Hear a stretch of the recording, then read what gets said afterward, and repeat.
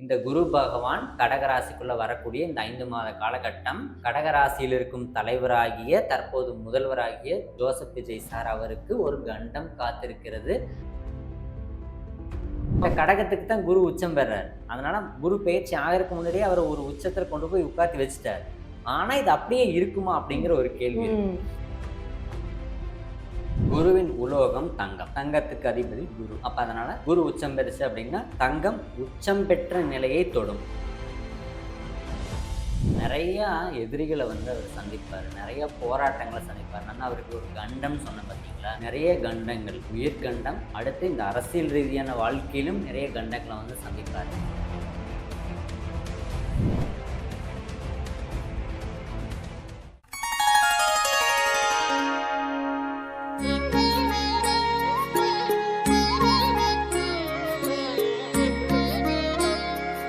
Sri Varahi TV நேயர்கள் எல்லாத்துக்கும் வணக்கம். இன்னைக்கு நம்ம கூட ஒரு சூப்பரான கெஸ்ட் தான் இருக்காரு.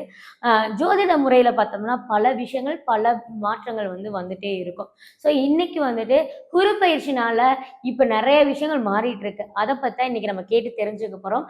அதுக்காக தான் நம்ம கூட டாக்டர் அருண் கார்த்திக் பங்குச்சந்தை ஜோதிடர் இருக்காரு. அவர்கிட்ட தான் இன்னைக்கு நம்ம எல்லா விஷயத்தையும் கேட்டு தெரிஞ்சுக்க போறோம். ஃபர்ஸ்ட் அவர் வெல்கம் பண்ணிக்கலாம். வணக்கம் சார்.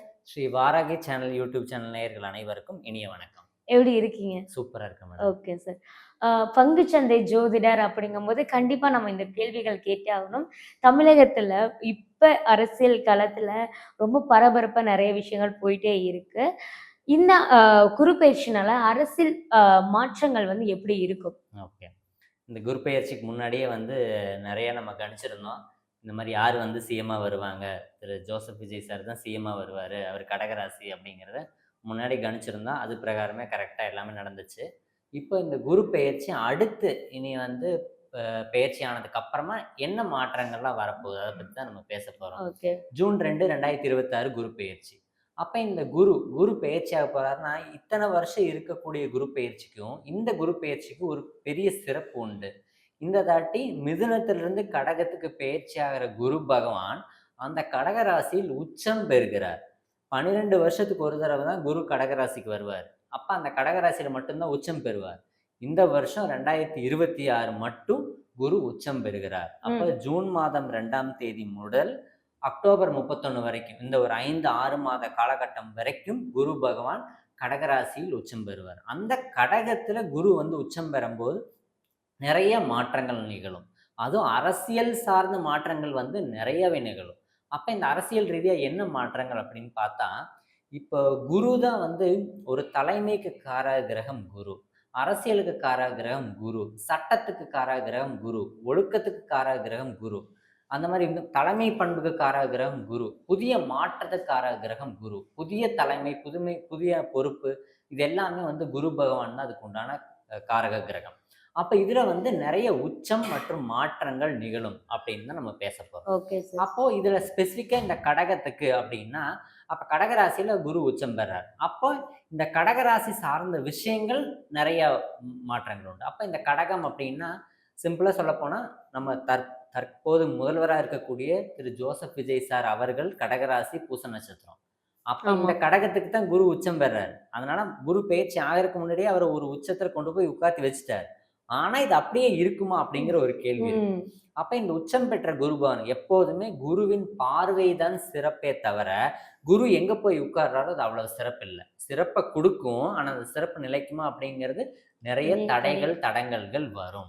அப்ப இந்த உச்சம் பெறக்கூடிய குரு பகவான் ஃபர்ஸ்ட் புனர்பூசத்தில் போவாரு. ஒரு 2 monthsல பூச நட்சத்திரத்துக்கு குரு பகவான் போவார். அப்ப அந்த காலகட்டத்தில் இந்த பூச நட்சத்திரக்காரங்களுக்கு சிறப்பு இல்லை. எப்போதும் ராசிக்குள் வரும் குரு பகவான் ஒரு அடி அடிக்காம போகாது. அதுதான் குருவோட பொது பலனே. அப்ப இந்த குரு பகவான் வர்றாருன்னா, இந்த கடகராசிக்காரங்களுக்கு அரசியல் ரீதியாக இருந்தாங்கன்னா, அவர் தலைவர்களாக இருந்தாங்கன்னா, அவங்களுக்கு இந்த காலகட்டம் ஒரு கண்டம், ஒரு பிரச்சனையை சந்திக்கக்கூடிய காலகட்டம். அவர் நல்ல சிறப்பான விஷயங்கள் நிறைய பண்றாரு, அவர் நல்லா இருக்குன்னு நம்ம எல்லாருமே நினைப்போம். இருப்பினும் மிக கவனம் தேவைப்படும் காலகட்டம் தான் இந்த குரு பகவான் கடகராசிக்குள்ள வரக்கூடிய இந்த 5 மாத காலகட்டம். கடகராசியில் இருக்கும் தலைவராகிய தற்போது முதல்வராகிய ஜோசப் விஜய் சார் அவருக்கு ஒரு கண்டம் காத்திருக்கிறது. அவருடைய தலைமைக்கு நிறைய பிரச்சனைகள் வர காத்திருக்கிறது அப்படிங்கிற. அதனால நிறைய அரசியல் ரீதியான மாற்றங்களும் நிறைய நிகழும். ஓகே. நிறைய வந்து பெண் தலைவர்கள் வந்து வருவாங்க. ஏன்னா கடகராசியே வந்து ஒரு பெண் ராசி. அப்ப பெண் ராசிக்கு குரு வரும்போது என்ன அப்படின்னா, புதிய பெண்களுக்கு வந்து நிறைய பொறுப்புகள் குடுப்பாங்க. பெண் ஆளுமைத்தன்மை வரும். ம். பெண் தலைவர்கள் வந்து புதுசா உருவாவாங்க. அந்த மாரி வந்து பெண்கள் சார்ந்த விஷயத்துல வந்து நிறைய மாற்றங்கள் சார் நிகழவிருக்கிறது. அப்ப நீங்க சொல்ற விஷயங்கள்லாம் குறிப்பேஷன் இப்ப ரீசென்ட் டைம்ல நம்ம பார்த்ததுதான். அவரு ஜோசப் விஜய் அவர்கள் வந்துட்டு அரசியல் வாழ்க்கைக்கு வந்ததுலேருந்து பல தடைகளோ, பல பிரச்சனைகளோ வந்துட்டே தானே இருந்துச்சு. ஆனா நீங்க நாங்க கேட்கறது குருப்பெயர்ச்சி இன்னும் ஆரம்பிக்கவே இல்ல. ஸோ இப்பயும் இது நடக்கும் அப்படிங்கிறது கணிக்கிறது எப்படி சாத்தியம் சார்? இப்ப வந்து கடகராசிக்கு இன்னும் குரு வரவே இல்லையே! அப்ப வர்றதுக்கு முன்னாடியே ஒரு ட்ரெய்லர் காமிச்சிட்டாரு. அதான் வந்து விஜய் சார் வந்து சிஎம் ஆனது. ஆனா, அவர் கடகராசியில் பூச நட்சத்திரம். பூச நட்சத்திரத்துக்கு இன்னும் குரு பகவான் வரல. அப்ப ஃபர்ஸ்ட் வந்து கடகத்துக்குள்ள என்ட்ரி ஆகும்போது புனர்பூசத்துக்கு தான் போவார். ம். அதுக்கடுத்து ஒரு 1 ஆர் 2 மந்த்ஸ்ல திரும்ப பூச நட்சத்திரத்துக்கு வருவார். அப்பதான் ஆக்சுவல் குரு அவருக்கு. அப்ப அந்த காலகட்டம் தான் கவனம் தேவை. இது வந்து முன்னாடி வந்து பதவி கிடைச்சது, இவ்வளோ பேர் வாங்குனது, புகழ் வாங்கி மேல போய் உட்கார்ந்தது, இது எல்லாமே ஒரு ட்ரெய்லர் மட்டும் தான். அப்ப ஆக்சுவல் அப்படிங்கிறது இந்த கடகராசிக்குள்ள குரு வந்து பூச நட்சத்திரத்துக்கு இன்னும் அக்யூரேட்டா சொல்ல போணும் அப்படின்னா, ஜூலை, ஆகஸ்ட், செப்டம்பர் இந்த மாதங்கள்ல தான் பூச நட்சத்திரத்துக்கு குரு பகவான் போவார். ஓகே. அந்த காலகட்டம் தான் இன்னும் ரொம்ப கவனமா இருக்கக்கூடிய காலகட்டம். Okay sir. நீங்க சொல்லியிருந்தீங்க அரசியல்லயும் அந்த குரு பயிற்சி வந்துட்டு இந்த விஷயங்கள்லாம் மாத்தும் அப்படின்னு நீங்க ஒரு விஷயம் சொன்னீங்கல்ல. இது வந்து கடகராசி இருக்கிற ஒருத்தருக்கு மட்டும் தானா? இல்ல வேற ராசிக்காரங்களுக்குலாம் மாற்றங்கள் வருமா? பொதுவாவே எல்லா ராசிக்காரங்களுக்கும் மாற்றம் தான். கடக ராசிக்காரங்களுக்கு இன்னும் மாற்றம். அதன் பலம் அதிகம். ஓகே. பலம், பலவீதம் எல்லாமே பிளஸ், மைனஸ் எல்லாமே யாருக்கு ரொம்ப ஜாஸ்தின்னா கடகத்துக்கு ஜாஸ்தி. ம். மத்தவங்களுக்கெல்லாம் அத விட கம்மி. Okay sir. ஸோ எங்களுக்கு என்னன்னா, அரசியல் தனி, ஆன்மீகம் தனி அப்படின்னு ஒரு பார்வையில தான் எல்லாருமே இருக்கோம். ஏன்னா நம்ம அரசியல்லயுமே ஆன்மீகத்த கொண்டு வரக்கூடாது தானே இருக்காங்க. அப்ப வரப்போற காலங்கள்ல இந்த குரு பயிற்சி, ஆன்மீக நம்பிக்கை எல்லாம் வளருமா? இல்ல குறையுமா? ஓகே. குரு பகவான் வந்து ஆன்மீகத்துக்கு காரக கிரகம் குரு. அப்ப இந்த கோயில்கள், வழிபாடு, இந்த வந்து இறை சிந்தனை இது எல்லாமே வந்து குரு பகவான் தான் அதுக்கான ஆதிபத்தியம்.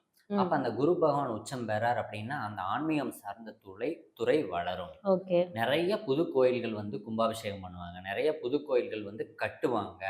பழைய சிதிலமடைந்த, கவனிப்பாரற்று கிடந்த கோயில்கள் எல்லாமே புனரமைக்கப்படும். அந்த மாரி இடத்துக்கு தான் குரு வர்றாரு. அப்ப ஆன்மீகம் பயங்கரமாக வளரும் அப்படின்னு ம். நம்ம சொல்லலாம். சார் இந்த கடக ராசிய பத்தி இன்னும் கேள்வி கேட்கலான்னு இருக்கேன். ஒரு கட்டத்துல அவங்க நல்லது பண்ணிட்டு தான் அடுத்த இதுக்கு வந்து குரு வந்து வருவாரு. அப்பதான் அவங்களுக்கு வந்து இன்னும் வந்து ஒரு பெரிய ஒரு கண்டத்த வந்து வச்சிருக்காங்க அப்படின்னாங்க. இப்ப நம்மளோட முதலமைச்சரா இருக்கிறவருக்கும் கடகம் அப்படிங்கிறத நீங்க ஸ்டார்ட்டிங்ல சொல்லியிருந்தீங்க. இப்ப வரப்போற காலங்கள்லாம் ஒரு அரசியல் வளர்ச்சி அப்படிங்கிறது இன்னும் பெருகுமா? இல்ல அவர் சொன்ன விஷயங்கள் மக்களுக்கு பண்ணணும்னு சொன்ன விஷயங்கள்லாம் வந்துட்டு ஆ இல்ல இது இவ்வளோதான் விஜயோட ஆட்சினா இவ்வளோதான். முதல்வர் விஜய்னா இவ்வளோதான் அப்படின்னு சொல்லிட்டு மக்களுக்கு வந்துட்டு அவர் மேல ஒரு தப்பான கருத்துகள் வருமா? ஓகே. இப்போ கடகராசிக்கு குரு வர்றாருன்னு நம்ம பார்த்துட்டோம். இப்போ குரு வந்து அதீத செல்வம், ஃபைனான்ஸ், மணி இது எல்லாமே காரக கிரகம் குரு. அப்போ இந்த அதீத செல்வம், அப்போ நம்மளுடைய அ அரசுல வந்து பட்ஜெட், ஃபைனான்ஸ் அதெல்லாம் இருக்கும் இல்லைங்களா? ஃபண்ட் இருக்கும்ல. அந்த ஃபண்டுக்கு வந்து அதிபதி யாரு? குரு. அப்ப இந்த குரு உச்சம் பெறார் அப்படின்னா, அது எல்லாமே ஃபண்டு கிடைக்கிற மாரி தெரியும். ம். அப்ப தேர்தல் வாக்குறுதிகள், அப்புறம் நெறைய சலுகைகள் இது எல்லாமே பெருசா தான் இருக்கும். ஓகே. ஏன்னா, குரு உச்சம் பெற போறாரு. பெருசா தெரியும். ஆனா, அந்த உச்சத்துக்கு குரு வந்தா, இது எல்லாமே ஒரு அடி அடிப்பாரு. அப்ப ம். என்ன? இந்த ஃபைனான்ஸ் வந்து நிதி நெருக்கடி ஏற்படும். அப்ப வந்து அவர் நெறைய சலுகைகள் குடுக்குறதுக்கும், மக்களுக்கு நெறைய செய்யறதுக்கும், பணம் கஜானாவுல இருக்காது.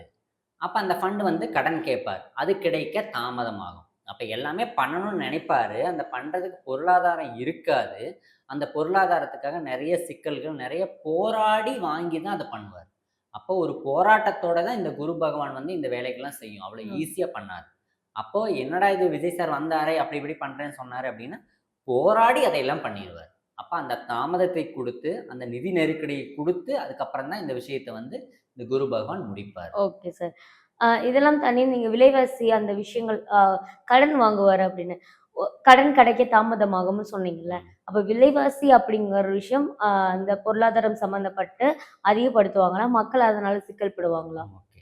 இப்போ குரு உச்சம் பெற்றுச்சு அப்படின்னா, அந்த காலகட்டம் வந்து மழை பயங்கரமா பொழியும். ஏன்னா, குரு வந்து கடக ராசிக்கு போறாருன்னா, கடகம் ஒரு நீர் ராசி. அப்போ மழை நிறைய பொழியும். அப்போ மழை நிறைய பொழிஞ்சதுனால விவசாயம் வெள்ளாமை வந்து அதிகமாக வந்துடும். அப்போ உற்பத்தி விவசாயம் அதிகமாச்சுன்னா விலைவாசி கம்மியாயிரும். சரி, இதுல ஒரு கேள்வி கேட்கிறேன். இந்த ஜூன் இருந்து தான் நம்ம மழைக்காலங்கள் ஸ்டார்ட் ஆகும். மேயோட அந்த கோடைக்காலங்கள் வந்து ஸ்டாப் ஆயிடும். ஜூன்ல இருந்து மழைக்காலங்கள் ஸ்டார்ட் ஆகும். அந்த டைம் தான் விவசாய நிலங்களே வந்துட்டு அதிக விவசாயம் பண்றதுக்கு வந்து முயன்றுவாங்க.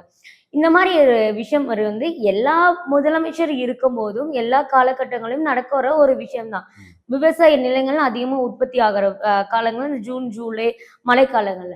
ஸோ இதுக்கும் கடகராசிக்கு குறுப்பெயர்ச்சி நடந்தா இந்த மாரி விஷயங்கள்லாம் மாறும்னு சொல்றது எப்படி சாத்தியம்? ஓகே. வித்தியாசம் என்னன்னா, எல்லா வருஷமும் இந்த மே மாசத்த ஒட்டி தான் குரு பெயர்ச்சி நடக்கும். ம். எல்லா வருஷமும் எலெக்ஷன ஒட்டி தான் குரு பெயர்ச்சி நடக்கும். அது உலக நீதி. ம். குரு பெயர்ச்சிய வந்து நம்ம மாத்தி வைக்க முடியாது. கண்டிப்பா. எலெக்ஷன் சைக்கிளையும் நம்ம மாத்தி வைக்க ம். முடியாது அந்த காலகட்டம். ஆனா, வருஷம் வருஷம் எங்க குரு பெயர்றாரு அப்படிங்கிற விஷயம் இருக்கு. போன வருஷம் குரு ஒரு இடத்துல இருந்திருப்பார். அதுக்கு முன்னத்த வருஷம் குரு ஒரு இடத்துல இருந்திருப்பார். அப்போ ஒரு இடத்துல இருக்கக்கூடிய குருவின் தன்மை வேறு.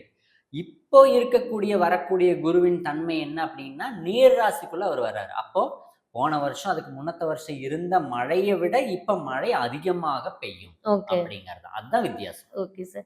ஸோ இதெல்லாம் வந்துட்டு மழை, விவசாய நிலங்கள் இதனால விலைவாசி அதிகப்படுத்துமா அப்படிங்கிற விஷயம் வந்து நம்ம தெளிவாயிடுச்சு.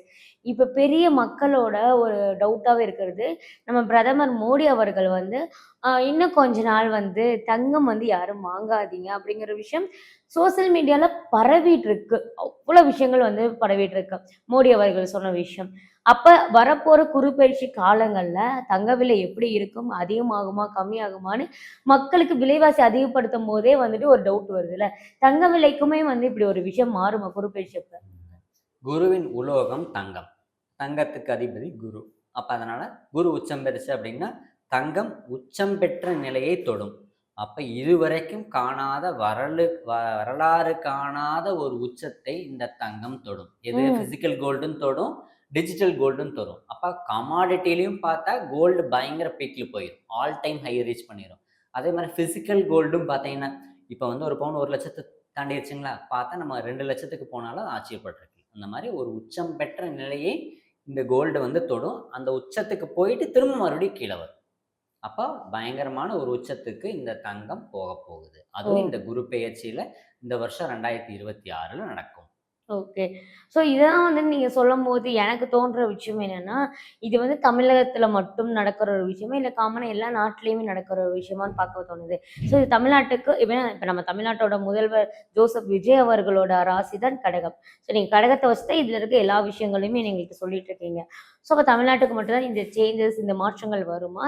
இல்ல எல்லா நாடுகளுக்குமே இது வருமா? இந்தியாவோட ராசியும் கடக ராசி தான். ஓகே. அப்ப வந்து இந்தியாவுக்கு இது ரொம்ப அதிகமா பொருந்தும்.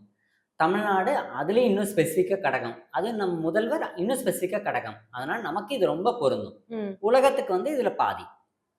அப்ப சில நாடுகள் வந்து இதே மாதிரி கடகராசியா இருக்கு சில நாடுகள். சில நாடுகள் ராகு நாடுகள் இருக்கு. சில நாடுகள் அந்த மாரி விஷயங்கள். அப்ப இந்த போர் நடக்கக்கூடிய நாடுகள்லாம் கடகம் கிடையாது. அதுக்கு நேரா ஆப்போசிட். அப்ப அந்த மாதிரி. அப்போ இந்தியா வந்து கடகராசி. அப்ப இதுல வந்து ஸ்பெசிஃபிக்கா இந்தியாவுக்கு ரொம்ப அதிகமா நடக்கும். உலகத்துக்கு வந்து இதுல ஒரு 50%. ஓகே. அ இப்ப நான் வந்து இப்ப நாடுகள் எல்லா நாடுகளுக்கும் நடக்குமாங்கும்போது, நீங்க சொன்னீங்க இந்தியாவோட இதுமே கடகம் அப்படின்னு சொல்லிட்டு. ஸோ இதுல வந்துட்டு எனக்கு இப்ப எல்லா நாடுகளையும் நம்ம ஓகே. இந்தியால பொறுத்தவரைக்கும் எல்லா மாநிலங்களையும் வந்து இது நடக்குமா? இல்ல தமிழ்நாட்டுல மட்டும் தான் நடக்குமா? சவுத் வந்து கடகம்.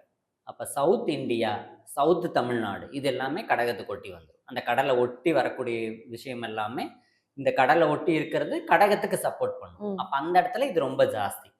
அப்ப ஆட்சி மாற்றங்களே பார்த்தீங்கன்னா, இந்த கேரளா, தமிழ்நாடு இந்த ரேஞ்சில தானே ரொம்ப ஜாஸ்தியா இருந்துச்சு. அது ஒண்ணு. அதே மாரி வெஸ்ட் பெங்கால் அப்ப இந்த மாரி. அப்ப இந்த கடல ஒட்டி இருக்கக்கூடிய விஷயங்கள்லாம் வந்து அதீத இந்த கடல் தன்மை வாங்கி அந்த மாற்றங்கள் வந்து நிகழும். ஓகே. ஸோ இதுல எல்லாத்தோட டவுட் என்னவா இருக்கும் அப்டின்னா, எப்படி ஒரு நாட்டுக்கும், மாநிலத்துக்கும் இவங்க வந்து கணிக்கிறாங்க? ஒரு நபரோட குறுப்பெயர்ச்சிய வச்சு தானே நம்ம எல்லாமே வந்து நடக்கும். இப்டி எப்படி இவரு கணிக்கிறாரு அப்படின்னு ஒரு டவுட் வரும்ல. இது நீங்க எப்படி கணிக்கிறீங்க? இது பொதுவான நாட்டுக்கு விஷயங்களா? எப்படி நம்ம கணிக்கிறோம்னா, ஒரு நாடு எப்போ சுதந்திரம் பெறுதோ, எத்தனை மணிக்கு சுதந்திரம் பெறுதோ, அந்த தேதி, அந்த டைம். எப்படி ஒரு குழந்தைக்கு நம்ம எப்படி ஜாதகம் போடுவோம்? அதன் பிறந்த தேதியும், பிறந்த நேரமும், பிறந்த ஊர். அத வச்சு ஒரு கட்டம் போட்டோம்னா, அந்த குழந்தையோட ஜாதகம். அதே மாதிரி தான் ஒரு நாடு எப்போ சுதந்திரம் பெறுதோ, அப்ப நைட்டு 12 மணிக்கு சுதந்திரம் வாங்குச்சுன்னா, 12 மணி டைம் போட்டு அந்த டேட்ட போட்டோம் அப்படின்னா, அந்த நாட்டின் ஜாதக கட்டம். அந்த நாட்டுக்கு என்ன ராசி வருதோ, என்ன நட்சத்திரம் வருதோ அதான் நாட்டின் ராசி. இதே போல தான் பங்குச்சந்தைக்கும் நான் கணிக்கிறேன். பங்குச்சந்தைக்கு ஒரு கம்பெனி வந்து எப்ப வந்து சென்செக்ஸ்ல லிஸ்ட் ஆகுதோ, எப்ப வந்து அது கம்பெனியா அறிவிக்கிறாங்க, ஷேர வந்து எப்ப ரிலீஸ் பண்றாங்க, அந்த டேட் அண்ட் டைம் மட்டும் தான் நம்ம வந்து இப்ப அந்த கம்பெனியோடைய பர்த் சார்ட்ட நம்ம எடுத்துக்கிறோம். அப்ப ஓகே. அது மாரி நாட்டுக்கும் அதே மாரி தான். Okay sir. ஸோ பங்கு சந்தை வந்து ஏற்றுமதி, இறக்குமதி அப்படிங்கிற விஷயம் எல்லா வருஷ காலங்கள்லயும் நம்மளுக்கு நடக்க வேண்டிய விஷயம் தான். அது பொதுவா இந்த ஏப்ரல் மாதத்துல அதிகமாவே கணக்கு வழக்கு பார்க்குற ம். மாதங்கள்ல வந்து வருஷங்கள்ல ஒண்ணு இந்த ஏப்ரல் எண்டுல தான் பார்ப்பாங்க நெறைய பேர். அப்ப இங்க வந்து இப்ப நம்ம தமிழ்நாட்டோட ஏற்றுமதி, இறக்குமதி பொதுவா உங்களுக்கே தெரியும். நம்மளுக்கு நிர்மலா சீதாராமன் அவங்க வந்து ஒரு பட்ஜெட் போடும்போதே வந்து நம்மளுக்கு வந்து 0 அப்படிங்கிற ஒரு விஷயம் வந்து ட்ரெண்ட் ஆயிட்டு இருந்துச்சு. ஸோ இப்ப வர இந்த வர காலங்கள்ல முதல்வர் ஜோசப் விஜய் அவர்களோட ஆட்சி காலங்கள்ல பங்கு சந்தை மாற்றங்கள் வந்து எப்படி நடக்கும்? ஓகே. இப்போ பங்குச்சந்தை வந்து நம்ம தமிழகத்துக்கு மட்டும் எடுத்துக்க மாட்டோம். All over India, all over the world எடுத்துப்போம். அப்ப நேஷனல் ஸ்டாக்ஸ் அப்படி எடுத்துக்கிட்டோம்னா, இப்போ ஃபண்ட் மேனேஜர் அப்படிங்கிறது தான் நான் ஷார்ட் ஃபார்மா குரு பகவானுக்கு ஒரு பேர் வச்சிருக்கேன். அப்போ ஏன் அப்படின்னா, ஃபண்டுன்னா சுக்கிர பகவான், ஃபண்ட் மேனேஜர் குரு பகவான். அப்ப இந்த பணத்த வந்து மேனேஜ் பண்ணக்கூடிய தன்மை குரு பகவான்ட்ட இருக்கு. அப்ப ம். இந்த குரு பகவான் உச்சம் பெறதுனால, இந்த நிதி நிலைமை வந்து பயங்கர ஏற்ற இறக்கமா இருக்கும். அப்ப பார்த்தீங்கன்னா, ஃப்ளக்சுவேஷன்ஸ் பயங்கரமா இருக்கும். அப்ப பங்குச்சந்தை பயங்கர உச்சத்தையும் தொடும். அதே ஈக்குவலா கிராஷ் ஆகி ரொம்ப கீழயும் வந்துரும். ம். அடிமட்டத்துக்கு வந்துரும், ரொம்ப உயர்வையும் தொடும். இந்த மாரி பயங்கர ஃப்ளக்சுவேஷன்ஸ் இருக்கக்கூடிய காலகட்டம் தான் இந்த குரு பகவான் உச்சம் பெறக்கூடிய காலகட்டம். அப்ப இந்த டைம்ல பார்த்தா, நிதி நெருக்கடியும் வரும். அட் த சேம் டைம் வந்து ஃபண்ட் ஃப்ளோவும் பயங்கரமா இருக்கும். டாக்ஸ்லயே பார்த்தீங்கன்னா, இன்னும் நெறைய வந்து புது டாக்ஸ் ரெஜிமு, நெறைய வந்து கால்குலேஷன்ஸ் மாற்றங்கள் நெறைய வந்து கொண்டு வர போறாங்க. டாக்ஸே வந்து இப்ப ஜிஎஸ்டி இருக்கு இல்லைங்களா? அந்த ஜிஎஸ்டிலயே மாடிஃபிகேஷன்ஸ் நெறைய கொண்டு வருவாங்க. ஓகே. மாடிஃபைட் ஜிஎஸ்டி வரப்போகுது. புது டாக்ஸ் கால்குலேஷன்ஸ் போட போறாங்க. அந்த மாரி மாற்றங்கள் நெறைய ஃபைனான்ஸ் துறையில நெறைய நிகழப்போகுது. பங்குச்சந்தை வந்து ஏற்ற இறக்கத்துடன் இருக்கப்போகுது. அந்த ஏற்ற இறக்கமுமே அபார ஏற்றம், அதீத வீழ்ச்சி. அப்படிதான் இருக்க போகுது. கண்டிப்பா. ஸோ இதெல்லாம் வந்து பார்த்தா தொழில்நுட்பத்தோட வளர்ச்சி மாரி தான் எல்லாமே பார்க்குறாங்க. ஸோ இப்ப காமனா எல்லாருமே கேட்கறது தொழில்நுட்ப வளர்ச்சி. இப்ப சொன்ன மாரி நெறைய இளைஞர்களுக்கு வந்து வேலைவாய்ப்பு ரொம்ப கம்மியா தான் இருக்கு. தமிழகத்துல இன்னும் கம்மியாவே இருக்கு. படிச்சது ஒரு டிகிரியாக்கும் வேலை வந்து வேற ஒரு வேலை செஞ்சுட்டு இருக்கவங்க நெறைய பேர் இருக்காங்க. அவங்களோட தொழில்நுட்ப வளர்ச்சி மூலமா வேலை வாய்ப்புகள் வந்து எப்படி இருக்கும்? தொழில்நுட்ப வளர்ச்சிகள் எப்படி மாற்றமாகும்? அப்போ டெக்னாலஜி படி பார்த்தா, குரு பகவானுக்கு பெயர் தனகாரகன் மற்றும் புத்திரகாரகன் குரு பகவான். ம். அப்போ தனகாரகன் அப்படின்னா நம்ம மணி சொல்லிட்டோம். அப்போ பணம் அதிகம். அப்போ சம்பளம் அதிகம் தரக்கூடிய வேலைவாய்ப்புகள் புதுசாக உருவாகும். டெக்னாலஜி பயங்கரமா டெவலப் ஆயிரும். அட்வான்ஸ் ஆயிரும். அடுத்து புத்திரகாரகன் குரு பகவான். அப்ப புத்திரகாரகன் அப்படின்னா என்ன? குழந்தை. அப்ப இந்த குழந்தைக்கு கார கிரகம் குரு அவர் உச்சம் பெறும்போது, அந்த குழந்தை பிறப்புல புது டெக்னாலஜி, புது ட்ரீட்மெண்ட்டு, புது மெத்தட் ஆஃப் சைல்டு பர்த் அதெல்லாம் வந்து நெறைய கொண்டு வந்துருவாங்க. அட்வான்ஸ் டெக்னாலஜிஸ் எல்லாம் நெறைய வரப்போகுது. அதே மாரி மெடிக்கல் ஃபீல்டும் அதுவும் வந்து குரு பகவானுடையது. அப்ப இந்த மெடிக்கல் சார்ந்த வளர்ச்சி, அதாவது கண்டுபிடிக்க முடியாத நோய், அதுக்கு உண்டான ட்ரீட்மெண்ட்டு, இப்ப ஹெச்ஐவி, எய்ட்ஸ்க்குலாம் ட்ரீட்மெண்ட்டே கிடையாது. அப்ப அதுக்கெல்லாம் வந்து மெடிசின் கண்டுபிடிச்சுருவாங்க. ம். நெறைய தெரியாத நோய்களுக்கெல்லாம் மெடிசின் கண்டுபிடிக்கக்கூடிய காலகட்டம் வந்துரும். அதே மாரி ரிசர்ச் அண்ட் டெவலப்மெண்ட். அதாவது இன்னும் ஸ்பெசிஃபிக்கா சொல்லப்போனா, இந்தியாவிலிருந்து நெறைய சயின்டிஸ்ட் உருவாவாங்க. ஓ! நெறைய புதிய கண்டுபிடிப்புகள் வரும். அதெல்லாம் வந்து உலகளவுல பேசப்படக்கூடிய காலகட்டம் இந்த 2026. அப்ப அந்த மாரி நடக்கும். நெறைய தொழில் வாய்ப்புகள் உருவாகும். நெறைய பேர் ஃபாரின் போவாங்க. நெறைய சம்பள உயர்வான வேலை கிடைக்கும். சம்பள உயர்வு கிடைக்கும். நெறைய டெக்னாலஜி அட்வான்ஸ்மென்ட் இருக்கு. அதுல நெறைய நம்ம ரிசர்ச் பண்ணுவோம். நெறைய வந்து டெவலப் பண்ணுவோம். நெறைய உயர்வுகள் உண்டு. மாணவர்களுக்கு இது பொன்னான காலகட்டம்னே நம்ம சொல்லலாம். Okay sir. ஸோ இதெல்லாம் நம்ம தாண்டி மறுபடியும் முதல்ல பேசின அதே விஷயத்துக்காக தான் நம்ம வரோம். அ அ முதல்வர் ஜோசப் விஜய் அவர்கள பத்தி ஒரு கேள்வி உங்கள்ட்ட நான் கேட்கிறேன். கடகம் ராசிங்கிறது முன்னாடியே சொல்லிட்டீங்க. ஸோ அவரோட குரு பெயர்ச்சினால தான் இந்த மாற்றங்கள் அவர் ஆட்சியில அது இதுன்னு சொன்னீங்க. நெறைய பெண்களுக்கான சட்டங்களாகவும், ஆட்சி அமைக்கிறதுக்காக நெறைய பெண்கள் வந்து வாண்டடா புதிய புதிய பெண்கள்லாம் வருவாங்க அப்படின்னு சொல்லியிருந்தீங்க. அது ஓரளவு இப்ப சட்டமன்றத்த நம்ம பார்த்தோம்னா, நெறைய பெண்கள் வந்து இப்ப உள்ள இருக்காங்க. சட்டமன்ற உறுப்பினரா இருக்காங்கன்னு வச்சுக்கோங்களேன். இதெல்லாம் ஓகே சார். எங்களுக்கு எல்லாத்துக்கும் ஒரு டவுட் என்னன்னா, அ நெறைய இப்ப கையெழுத்து போட்ட கையெழுத்து பெண்களுக்கான ஒரு உரிமைக்கான ஒரு விஷயங்களாகட்டும், சட்டங்களும் போட்டிருந்தாரு. இப்ப சொல்லாத ஒரு விஷயம் வந்து எல்லாரும் ஃபீல் பண்ணது, இப்ப மதுபான கடைகள வந்து மூடணும்னு சொல்லியிருந்தாங்க. இப்ப இவரோட குரு பயிற்சி தான் வந்து இவருக்கு வந்து சொல்லாத விஷயங்களையும் பண்ணணும் அப்படின்னு தோணுதா? இல்ல இதெல்லாம் வந்து ஒரு ஆட்சி, இது வந்து அரசியல், இது வந்து ஆன்மீகம் அப்படின்னு பிரிச்சுதான் அவர் வேலை செய்யறாரா? இப்போ குரு வந்து ஒழுக்கம், தர்மம், நியாயம், நேர்மை இதுதான் குரு பகவானுடைய வேலை. அப்ப இந்த ஒழுக்கம் சார்ந்த விஷயத்த தான் இந்த உச்சம் பெற்ற குரு வந்து அதிகம் பண்ணுவார். அப்ப இந்த போதை அதெல்லாம் வந்து கெட்ட விஷயம். ஓகே. ஆன்மீகம், படிப்பு, கல்வி அறிவு, ஞானம் இதெல்லாம் நல்ல விஷயம். அப்ப இந்த கெட்ட விஷயங்கள்லாம் அவர் தடுக்கிறாரு. நல்ல விஷயத்தெல்லாம் உயர்வுக்கு கொண்டு போறாரு. அதான் இந்த குரு பண்றாரு. அப்ப இந்த குரு உச்சம் பெறார். அப்ப என்ன பண்ணுவாரு? இந்த கெட்டது எல்லாத்தையும் அழிப்பாரு. அப்ப இந்த போதை, மதுபானம், நெறைய இந்த கூடா பழக்கவழக்கங்களுக்கு வந்து இந்த சின்ன வயசுலயே பசங்க, மாணவர்கள் அடிமையாகுறது இது எல்லாமே வந்து கட்டுக்குள் வந்துரும். அதனால தான் கரெக்ட்டா இப்ப மதுபான கடைகளையும் வந்து அவர் கம்மி பண்றாரு.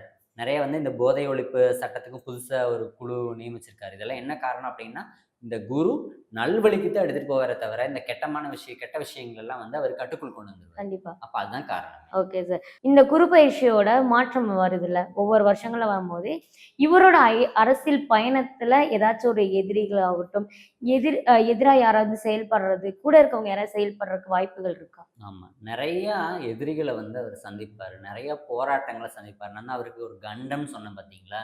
நெறைய கண்டங்கள், உயிர் கண்டம், அடுத்து இந்த அரசியல் ரீதியான வாழ்க்கையிலும் நிறைய கண்டங்கள வந்து சந்திப்பாரு.